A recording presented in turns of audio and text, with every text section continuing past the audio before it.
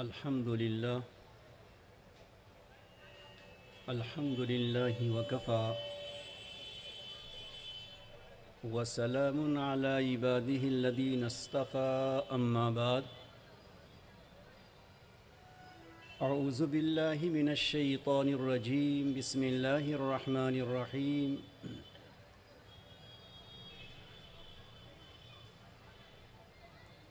من عمل صالحا من ذكر أو أنثى وهو مؤمن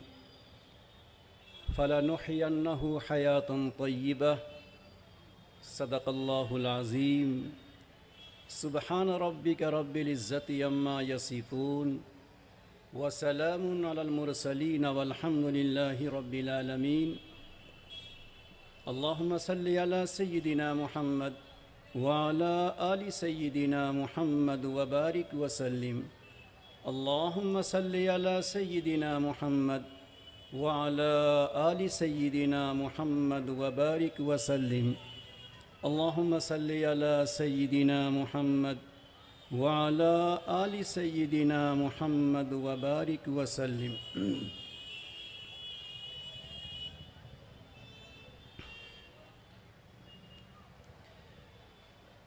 نبی اکرم صلی اللہ علیہ وسلم جس وقت مکہ مکرمہ میں نبوت اور رسالت کے ساتھ ظاہر ہوئے، اس وقت مکے کا ماحول کیا تھا ہمارے اور آپ کے سامنے ہے۔ مکے کے ماحول کو سامنے رکھیں، جس ملک میں ہم آپ رہتے ہیں وہاں کے ماحول کو بھی سامنے رکھیں تو بہت سی باتوں میں مکی دور کی چیزیں ہمارے اس ملک کے اندر پورے طور پہ نظر آئیں گی۔ اس مکی دور میں نبی اکرم صلی اللہ علیہ وسلم نے ایک پاکیزہ، صاف ستھرا، عدل و انصاف پر مشتمل ہمدردی، خیرخواہی، نفع رسانی، خدمت خلق، انسانیت اور اپنائیت کے ساتھ جو معاشرہ آپ نے مکہ مکرمہ میں تیار کیا، اسے آپ مکی معاشرے کا عنوان دے سکتے ہیں۔ اس کے بعد وقت آیا کہ آپ مدینہ منورہ ہجرت کرتے ہوئے تشریف لے جائیں۔ ابھی مدینہ ہجرت اور جانے کی نوبت نہیں آئی کہ اس سے پہلے مدینہ منورہ میں اسلامی معاشرہ، ایمان والوں کا معاشرہ تیار بھی ہو رہا تھا اور وہاں ایک پاکیزہ معاشرہ بن رہا تھا۔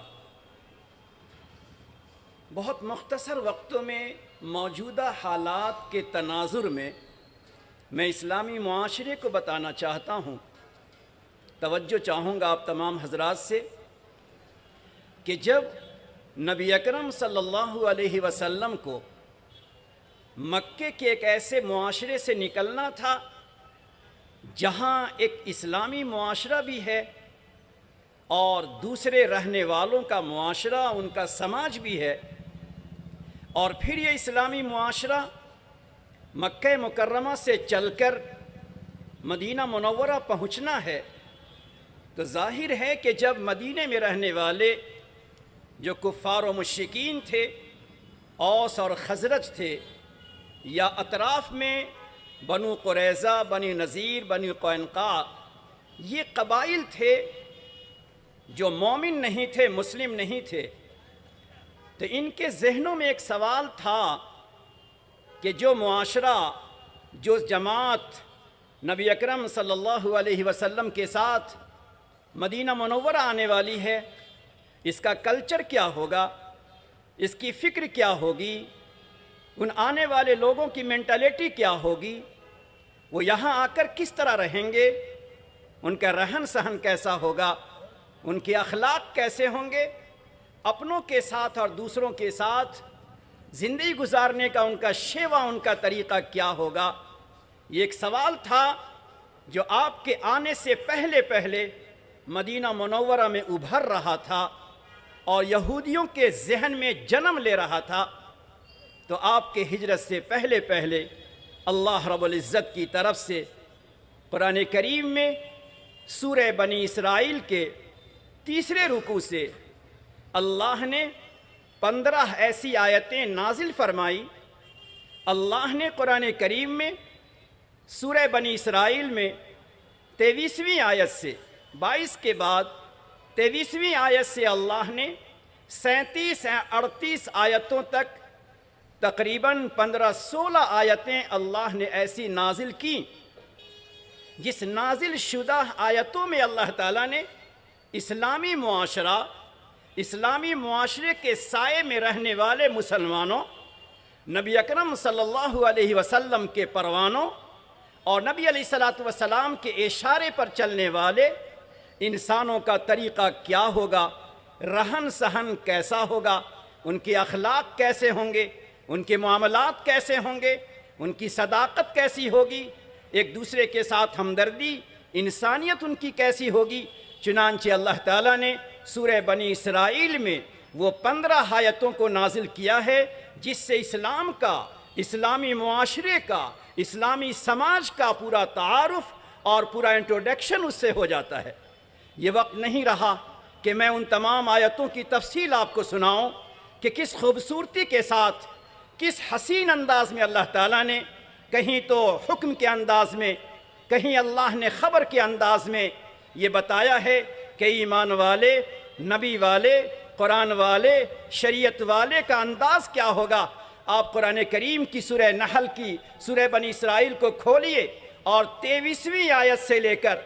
37-38 آیت تک کا ترجمہ، اس کی تفصیل کو دیکھیے تو اس سے اندازہ ہوگا کہ اللہ رب العزت کی حکمت کیا ہے کہ اللہ کا نبی پیارے سرکار دو عالم صلی اللہ علیہ وسلم ابھی مدینہ منورہ جانے والے ہیں، جس مدینہ کی سرزمین پر یہود بھی ہیں، اہل کتاب ہیں، جس مدینہ کی سرزمین پر کفر و شرک سے تعلق رکھنے والے ہیں، جن کے ذہنوں میں یہ سوال ہے کہ آنے والے کیسے ہوں گے، ان کا طریقہ کیا ہوگا، ان کا انداز کیا ہوگا۔ پروردگار نے ایمان والوں کی طرف سے ایک پیغام دیا ہے، یہ کیسے لوگ ہوں گے۔ وقت نہیں ہے، میں آپ کے حوالے کرتا ہوں کہ آپ آج کے اس اجلاس کے بعد ذرا ان آیتوں کو پڑھیے اور پڑھنے کے بعد یہ دیکھیے کیا جس اللہ نے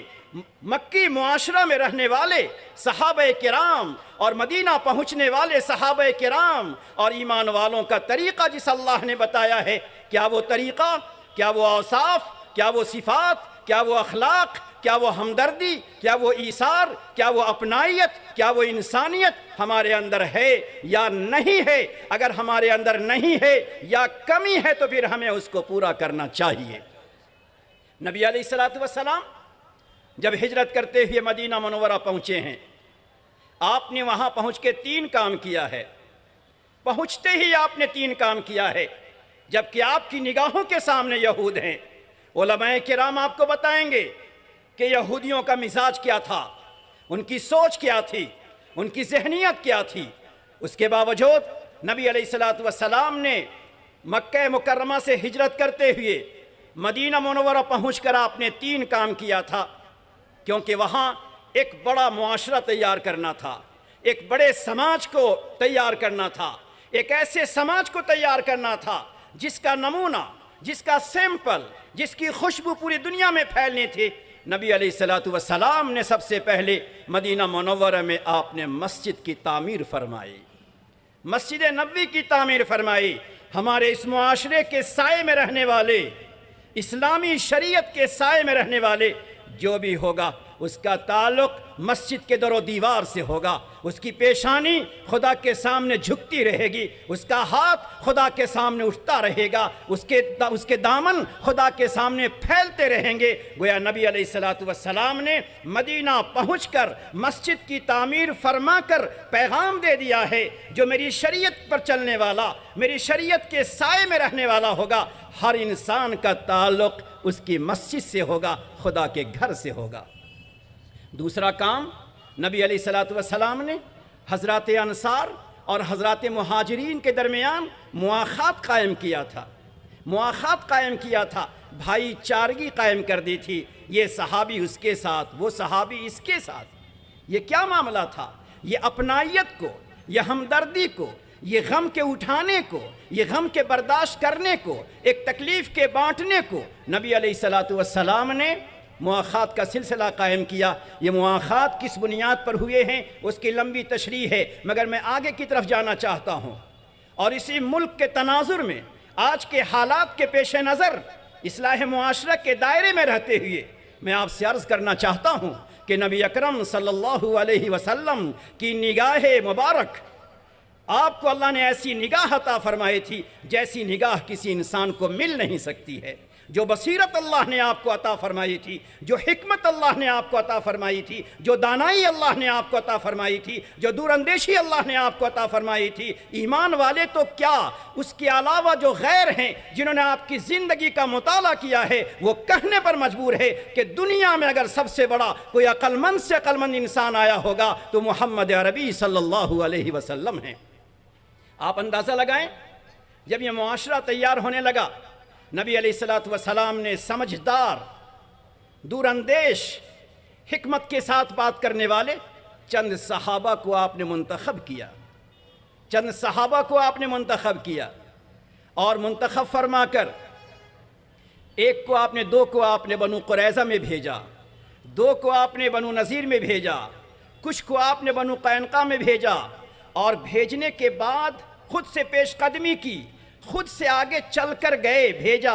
اور بھیج کر ان کو کہا کہ ان یہود جو اپنے قبائل میں آباد ہیں، مدینے کے اطراف میں ہیں، جاؤ ان سے اپنا تعارف کراؤ، جاؤ ان سے اپنا اسلام کا تعارف کراؤ، اس کے اخلاق کو بتاؤ، علمی طور پر، عملی طور پر اپنے اخلاق کو بتاؤ، ان کو دعوت دے کر آؤ، لے کر آؤ۔ جب وہ پہنچے تو نبی علیہ السلام نے ایک ایگریمنٹ تیار کیا، ایک معاہدہ تیار کیا، ایک میثاق تیار کیا، جو تاریخ میں سیرت ابن ہشام میں حرف بحرف وہ معاہدہ، وہ میثاق، وہ مصالحت، وہ ایگریمنٹ موجود ہے جو آپ نے یہود کے ساتھ، بنو قریظہ کے ساتھ کیا تھا، جس کو میثاق مدینہ کہا جاتا ہے۔ میں عرض کرنا چاہتا ہوں کہ جس نبی کو اللہ نے امن کا پیغام دے کر بھیجا، جس نبی کو اللہ نے سلامتی کا پیغام دے کر بھیجا، تاریخ اس بات کی گواہی دیتی ہے، دنیا کے لکھنے والے، دنیا کے سارے ملکوں پہ نظر رکھنے والے، دنیا کی ساری سیاست پہ نظر رکھنے والے، ہر ایک کا اقرار اعتراف ہے کہ دنیا میں اگر سب سے پہلی مرتبہ، دنیا میں اگر سب سے پہلی مرتبہ انسانی، سماجی، قومی اور ملکی لحاظ سے اگر کوئی دستور تیار ہوا ہے، کوئی بندھارن تیار ہوا ہے، کوئی معاہدہ نامہ اگر تیار ہوا ہے، کسی قوم نے اس سے پہلے تیار نہیں کیا، نہ ایران نے تیار کیا تھا، نہ فارس نے تیار کیا تھا، اور نہ ہی روم نے تیار کیا تھا۔ پوری دنیا کو امن امان کا پیغام دینے والے، محبت کا پیغام دینے والے، اس میثاق کو تیار کرنے والے سب سے پہلے مدینے کی سرزمین پر نبی اکرم صلی اللہ علیہ وسلم نے تیار کیا تھا، جو ہجرت کا 5واں مہینہ ہے۔ اور یاد رکھیے اس میں کتنے الفاظ ہیں، صرف اور صرف جو میثاق آپ نے تیار کیا تھا، دوسرے بھائیوں کے ساتھ رہ کر، غیر مسلموں کے ساتھ رہ کر جو آپ نے میثاق تیار کیا، اس میں صرف اور صرف 730 حروف ہیں، 730 حرف ہے۔ اسی 730 حرف نے پوری دنیا کو امن کا، سلامتی کا، محبت کا، پیغام کا، حقوق انسانی کا، ہیومن رائٹس کا پورا پیغام اس میں دے دیا ہے۔ 1225 میں لندن نے کہا کہ ہمیں بھی ذرا اس دستور کو بنانا ہے، چنانچہ اگر کسی اور قوم نے کوئی آئین بنایا ہے، دستور بنایا ہے، سماجی اعتبار سے تو وہ لندن نے بنایا، کچھ پہلے امریکہ نے بنایا، اور آستین چڑھا کر پوری دنیا کے سامنے ڈنکا بجا کر یہ کہا کہ انسانیت، ہیومن رائٹس، انسانی حقوق، ایک دوسرے کی ہمدردی، امن اور شانتی کی بنیاد پر ہم نے قانون بنائے ہیں۔ کتنا بنایا؟ 7,000 حروف اس میں ہیں، 7,000 حروف پر مشتمل اس کا وہ آئین، وہ دفتر ہے، اور نبی علیہ السلام کا بنایا ہوا وہ دفتر صرف 730 حرف پر مشتمل ہے۔ مگر دنیا جب دونوں کو سامنے رکھتی ہے، اہل علم جب دونوں کو سامنے رکھتے ہیں اور کمپیئر کرتے ہیں تو کہنے پر مجبور ہو جاتے ہیں کہ محمد عربی نے 1400 سال پہلے سن 622 عیسوی میں جو تیار کیا تھا اس سے بہتر کسی کا ہو ہی نہیں سکتا۔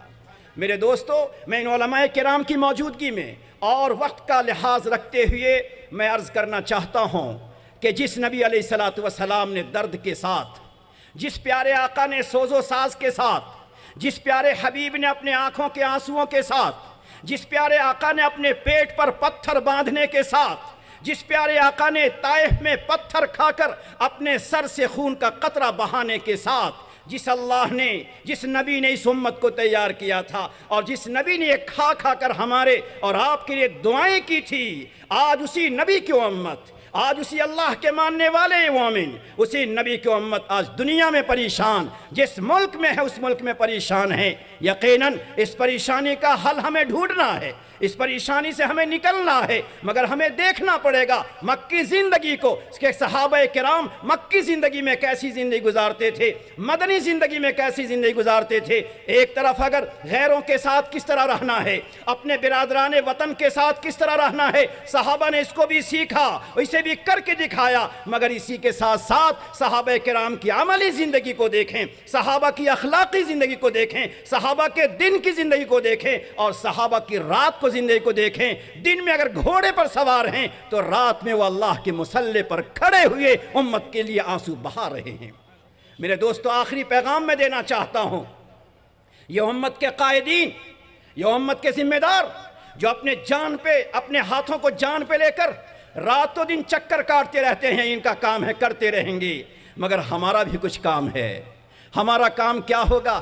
ہمارا کام کیا ہے؟ نبی علیہ السلام نے طائف میں جس طرح مایوس ہو کر اور تھک کر بیٹھ گئے، وہاں بھی آپ کے دل میں طائف والوں کے لیے درد دل تھا، وہاں بھی آپ کے دل میں ایک سوز تھا، وہاں بھی فرشتہ پہنچتا ہے، مگر نبی علیہ السلام نے کیا جملہ ارشاد فرمایا تھا؟ میرے دوستو، آج ہماری آپ کی بڑی ذمہ داری ہے۔ ذمہ داری یہ ہے کہ اگر ملکی اعتبار سے، سیاسی اعتبار سے اگر ہمارا معاشرہ پریشان ہے تو ہماری ذمہ داری کیا ہے کہ معاشرے کی خرابی کو ہم دور کریں، قانون کی خرابی کو کوئی اور دور کرے، قانون کی پریشانی کو کوئی اور دور کرے، مگر ہم ایمان والوں کا تقاضا یہ ہے کہ ہمیں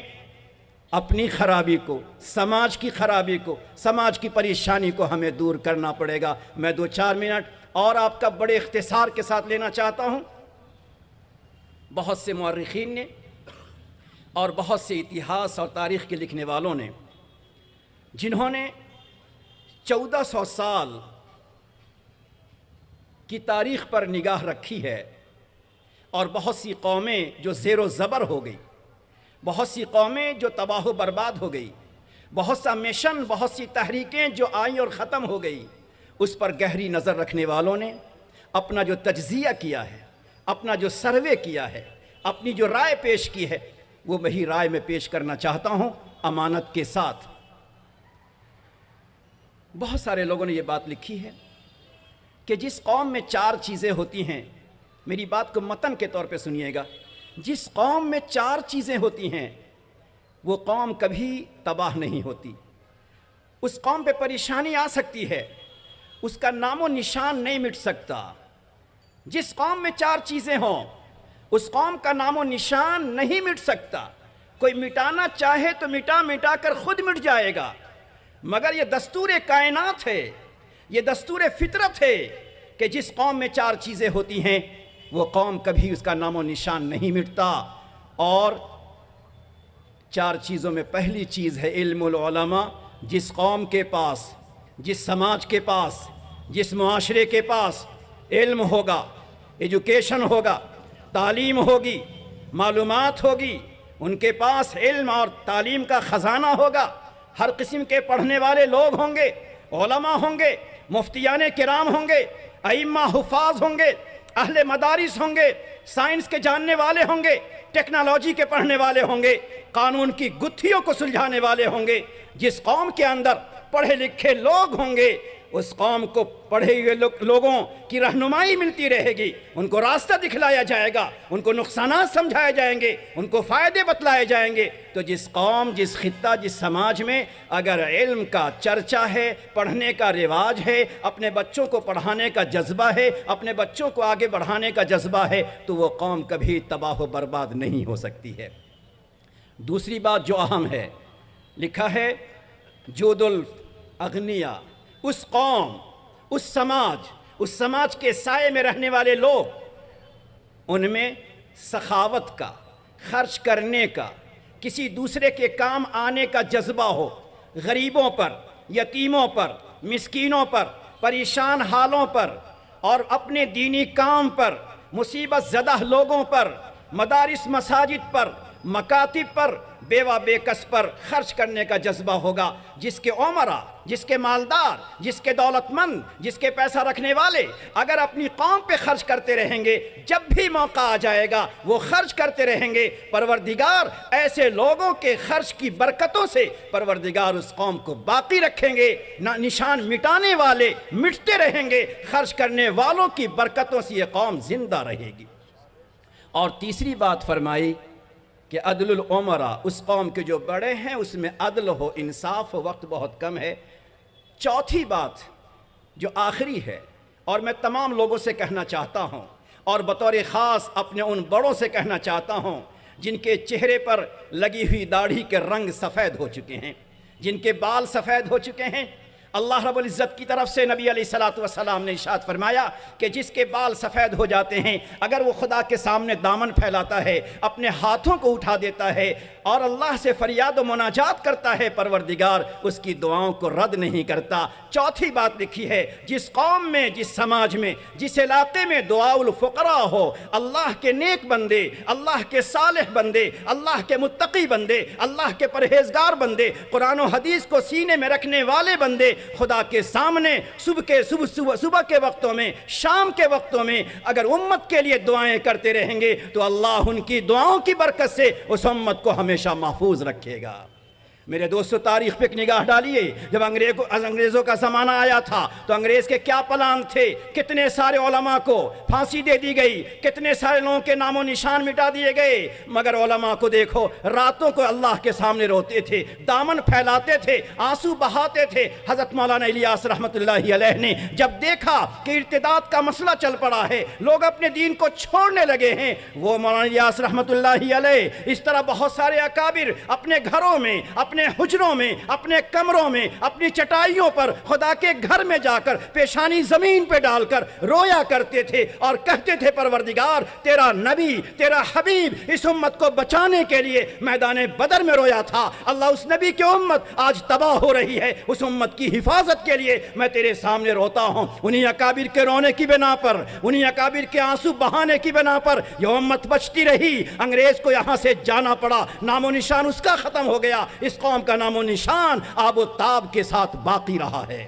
میرے دوستوں، میں کہنا چاہتا ہوں ان علماء کرام کے حوالے سے اور ذمہ داری دے کر جانا چاہتا ہوں، اگر ہم چاہتے ہیں اس ملک میں عدل کو، اگر چاہتے ہیں انصاف کو، اگر چاہتے ہیں شانتی کو، اگر چاہتے ہیں اطمینان کو، اگر چاہتے ہیں بھائی چارگی کو، اگر چاہتے ہیں انسانیت کو، اگر چاہتے ہیں پریم سمبھاونا کو، اگر چاہتے ہیں، یہ سب کام ہم کو کرنا پڑے گا۔ اسی کے ساتھ ساتھ خدا کے سامنے ہمیں آنسو بہانا پڑے گا۔ جو قوم آنسو بہاتی ہے، جو قوم صبح کے وقت میں اٹھ کر اللہ کے سامنے دامن پھیلاتی ہے، پروردگار کو رحم آ جاتا ہے، پروردگار ظالمین کو ختم کر دیتے ہیں، رونے والے کی قوم کو اللہ بچا کے رکھتے ہیں۔ میرے دوستو، وقت بہت کم تھا، ہمیں کچھ اور بھی کہنا تھا۔ اللہ تعالیٰ ان باتوں پر ہمیں آپ کو عمل کرنے کی توفیق عطا فرما کر پورے ملک کی سالمیت، اس ملک میں بسنے والے ہر کمیونٹی، ہر طبقے کے لوگوں کو اللہ تعالیٰ امن اور سلامتی اور شانتی پہنچا کر اللہ ہمیں خدمت خلق کا جذبہ دے۔ وما توفیقی الا باللہ۔